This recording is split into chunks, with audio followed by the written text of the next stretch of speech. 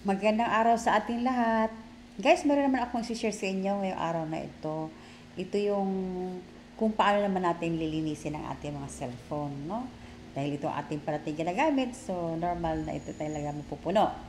So, napansin nyo na guys na minsan may nagpapops up dyan sa inyong screen na nag-reminds yun na your storage is full. Well guys, kung na-experience nyo yan, ako rin, experience ko yan. Kaya, yan yung bibigyan natin solution sa araw na ito. Okay? So guys, kung hawak na inyong mga cellphone, tara, umpisa na natin. So ito ang gagawin natin is, guys, na first step na gawin natin is, pupunta natin yung ating settings. Okay? Hanapin yung mga settings yung guys sa inyong cellphone. Ayan, settings. Okay? Then, pag nakita nyo yung settings, i-click mo siya. Okay. So guys, yan lalabas. Ang hahanapin natin sa settings na yan is yung apps manager natin. Sa apps manager na yan, dyan naka-install or naka-download yung mga apps na ginagamit natin sa iba't ibang platform. So guys, pag click yung apps na yan, ayan, nalalabas na yung mga apps na dinownload mo. So far dito sa aking apps manager, meron akong 89 apps na i-download dito. Okay. So, click natin guys. Ayan. So, yan guys, yung laman ng aking apps manager. Ngayon guys, para malinisan natin ito, ang gagawin natin is, i-click natin itong, halimbawa, itong Gcash ko. Gcash ko, yan. So, sa Gcash ko, mayroon dyan about 3 notifications per week, permissions, then storage, meron 409 megabytes, used in internal storage, ang mobile and data and wifi, and screen time wala. So, yan guys, so paano natin siya malilinis? Okay, well, so ito ang gagawin natin. I-click nyo lang yung storage and cache, yan. Okay, so makikita mo na kaagad yan guys, meron dalawang option dyan. Yun yung clear storage and clear cache. So, ang detail na nakalagay dyan, ang app size ko is 212 megabyte, space used.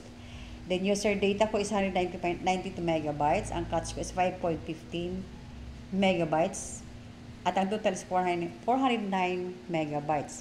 So, para maklear natin siya, hindi natin dapat gagawin yung clear storage.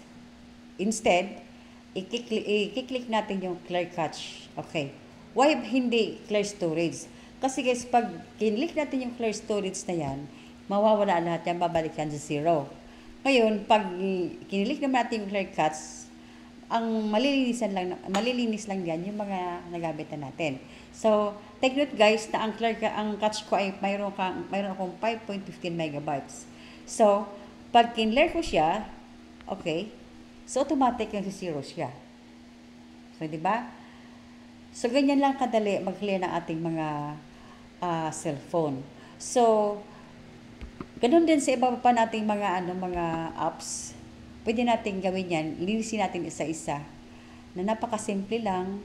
Then, para mawala yung, minsan pupulit tayo na, puno na yung yung storage ko. So, yun lang kasimple ang gagawin natin. Punta ka lang settings, then hanapin mo yung mga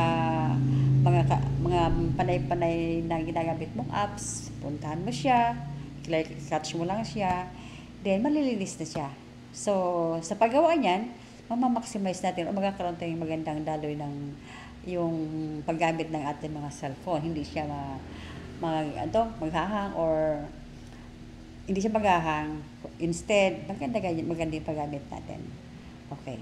So, yan guys lang yung maikling tutorial na sinigro sa inyo. Sana guys, kung baguhan ka pa lang sa aking channel, consider subscribing and please leave comments at like.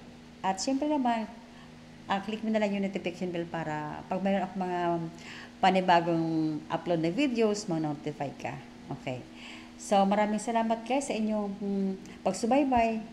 At have a good day. Bye-bye!